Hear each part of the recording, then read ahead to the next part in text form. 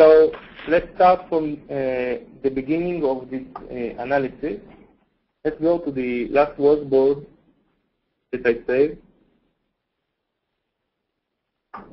and look at them.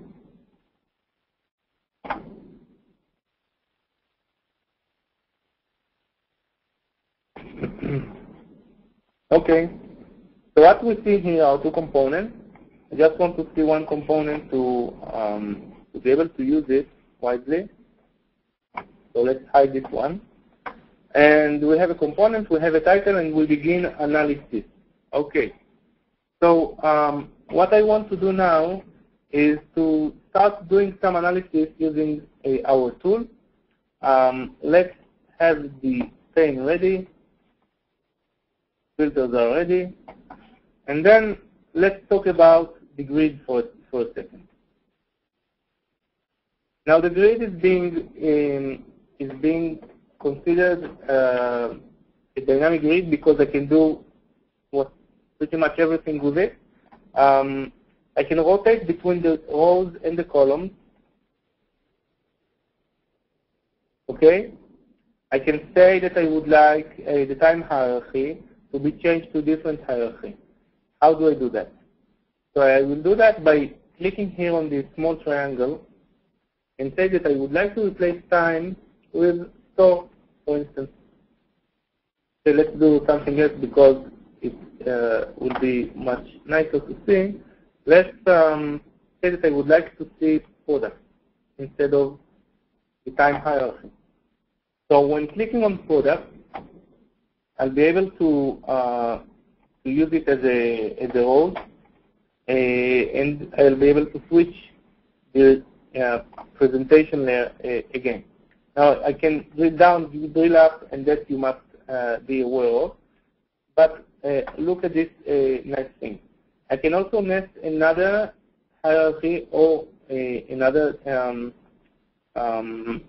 member underneath this hierarchy.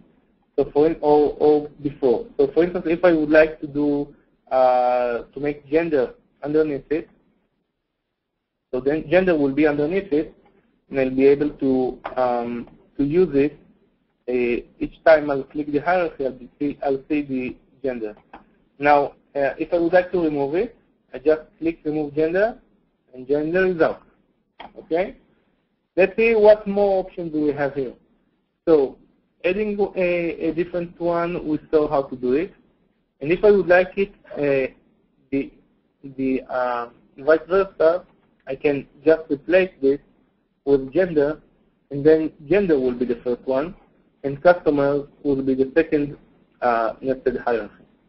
And if I remove gender, I'll be able to see only customers. Okay, let's talk a bit about the show. Show option allows us to show a specific level of the hierarchy. So I can see country, state, city, name, and so on. If I would like to see everything in the country level, I'll click in and I'll see everything in the country level. If I would like things to be shown in the city level, I'll click here and I'll see everything in the city level. Notice that it's written here 30 out of 78 rows. So 30 out of 78 rows means that I have more rows to count if I would like to see them. If I would like to see them, I'll click here more rows and I'll be able to see them. We'll just limit that in purpose so things will run faster. If you would like, you have always the option to use it differently. You can limit them up manually as a system administrator. So, for instance, if I click here, I have many cities here. If I would like to change the layout, I can change it to standard with time. I can change it to standard layout. I can change it to tree layout, which gives me in the same column, I'll see all of the hierarchy. And I can change it to flat layout, which won't show me the parent hierarchy. Okay, let's change it to flat layout. Now I won't be able to see the parent hierarchy, but I'll be able to see that all of the cities. Let's change it back to standard hierarchy to really understand what is the meaning of all of this. So, for instance, what's the meaning of using standard instead of flat or the opposite? Let's look at this column. Drink. I would like all of my customers to be ranked according to the sum of all of these. So, for instance, let's say that I would like to see sum here. So I would like to see grand totals or subtotals. What is the difference? I'll talk about it in a second. I'll click on subtotals right now. Okay, I would like to see subtotals. Now I would like to rank everyone and to sort them according to the subtotals. So let's say that I would like to rank top 10 cities, or bottom 10, or filter by value. Let's click on filter by value to do it manually. So I would like the top 5 cities to be shown here. What actually happened? If mode, I'll be able to see that top 5 cities here are on every state. So on every state, I found top 5 cities. If I would have been in the flat layout, I would see only flat from only 5 from all of the states. So here's the one difference. Another difference is when you're making a sort. So if I will sort by subtotal, it is being sorted inside the state. So for instance, I can see some sorting here that is being done, and then a different sorting, and then a different one. Now, if I would like to have this sorting on all of the data, I just have to click here, click flat, and it will sort all of the data. Okay? Now, another option I have is a grand total. Now, what is the difference between a grand total and the subtotal? If I would remove drink, for instance, so I will remove drink. I want to check both food and non-consumable. So I select this highlighted member, and then I'll see a big difference between subtotal and grand total. Grand total actually gives me the information about all of my data. I'm not considering what I chose in this specific grid or not. The subtotal gives me the information only on the chosen data. So there would be a great difference when sorting on subtotal or sorting on grand total. And usually users, as you well know, would like to see subtotal instead of grand total, or sometimes even both.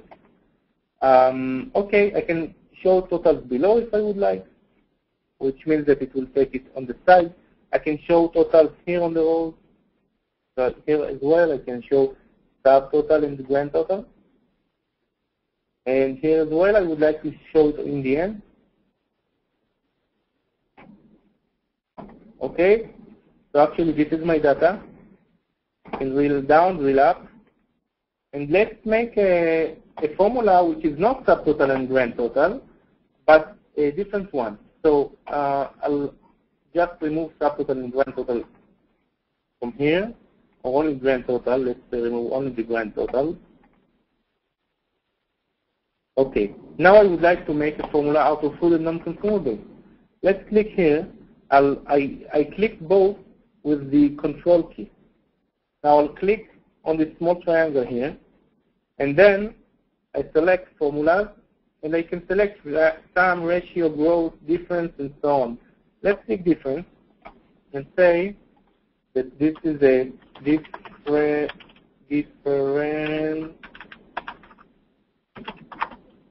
between categories. Click OK. Okay, so I have a difference between categories, and in this difference, sort by this, but when I sort by this difference, what happens is that this sort will be gone because I cannot sort on both columns, and I'll be able to see the difference. Let's sort it the opposite direction. I just have to click on the small triangle and sort it in the opposite direction. So we've covered the analysis of a grid. Another option is to select members this way. Instead of using control, I can select members in a different way. Just click here, put it here, and then it will select my members. Okay, so that's it for the grid control. Let's move past to the chart control. Okay, what can we tell about the chart control? So first of all, we have one y-axis. We have some categories here, and also we can switch between the way we view things. So we can view it in a stack bar if I would like. This is nice because every category is being calculated from many other areas, and I can see the difference between this category, non-consumable and food. Okay, let's say that I would like to add dairy as well. So I don't want to select specific members. I don't want to filter it by. So I just have to click on the X of the filter.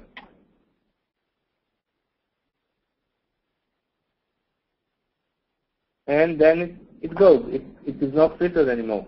And I would like to check all of the charts. So let's see grid and chart again. I'm able to see all of the data. This is my difference. I don't want to see the difference in the chart, so I'll check only drink, food, and consumables.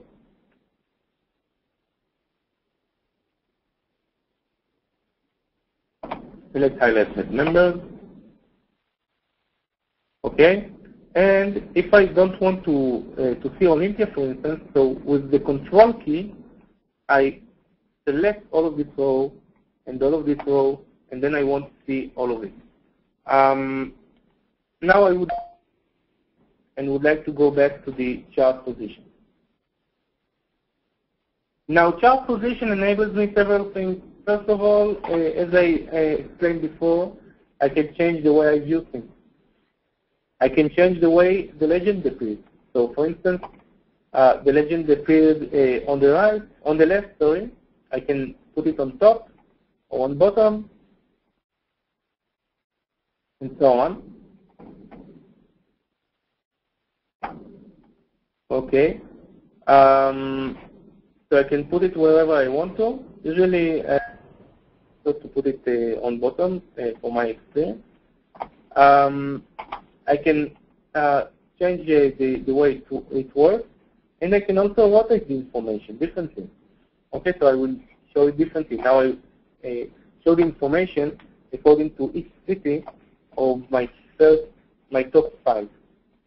Now, what I can do now is drilling down a hierarchy. What do I mean by that? Instead of drilling down a hierarchy in the grid, so for instance, I can drill a hierarchy in drink, and then go back. What happens when I drill in drink for the chart? The chart changes. So if I will drill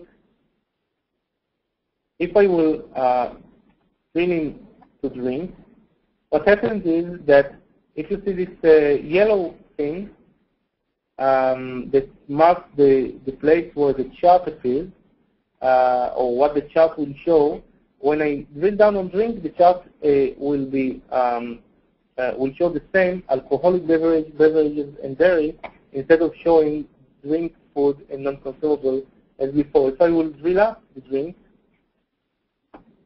it will be changed, and the chart will show me all of these categories. Now, instead of doing it inside the grid, I can do it inside the chart. So, for instance, I can drill down the drink here, this way. Okay, now it affects the opposite way. The grid will change. How do I go back?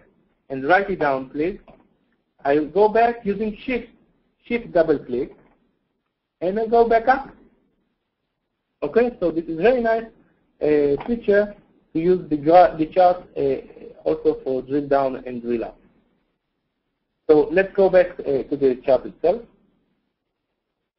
And now what we are doing is something that you can use to change the way one of the measures or dimensions members appear.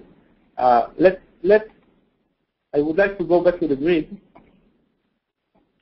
for instance, and to change the customers to measures. So it will make sense what I'm going to do now.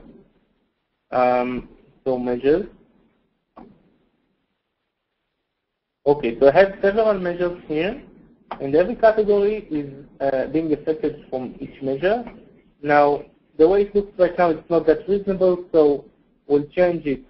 We'll rotate the chart, the way the chart looks like. Okay, so each measure is being calculated from many other products. Okay, and I would like that one of the measures to be a line chart on a different y-axis. What do I mean by that? I would like that the sales average, for instance, or the sales count to be on a different y-axis because it does not involve numbers of sales. So it actually damages my whole chart because all of my charts is talking in different numbers, in very high numbers, and I would like it to not damage the chart and instead to show it on a different side. So let's look how it will look like. So if I click, if I would like it to be the way I plan it to be, I have to rotate it again. Okay, and I would like the average and the sales count to be different. Let me just move it aside. Okay, I maximize the position. Okay, 1 second, please.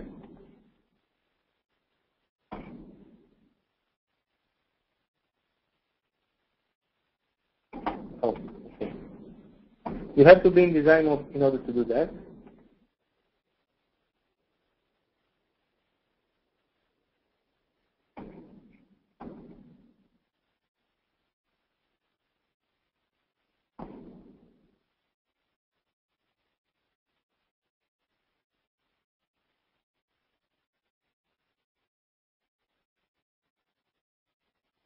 Let's change the legend to the side, to the left.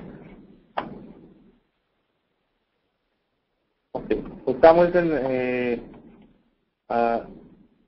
nothing doesn't work for me right now. Let's go to a different server. This server must have been touched somehow. I'll show it to you later. The thing is that you can do a line chart for a second measure. For some reason, I can't do it right now. Maybe someone is from our QA team is touching the server right now. I'll talk to him later. So this is the second thing. The third thing is using functions to control the way the chart looks like. So as I told you before, inherent properties from scheme should be no. Okay, I can change the water direction. I can change if I would like to show data label or not. Okay, so if I click no, what happens is that you won't see numbers here, but you will still see the numbers over there. Now, if I would like to the first y-axis format to be changed to, for instance, this format and the dollar, so everything will have dollar inside on the left y-axis. Okay, and I have many options. I can define the option to color the chart members. I can define if I would like to see a legend or not. I can define that I don't want to see legend. Okay, and so on. Okay, let's go back. And after you learned all of these things, I would like you to start the exercise. So the exercise is actually very simple.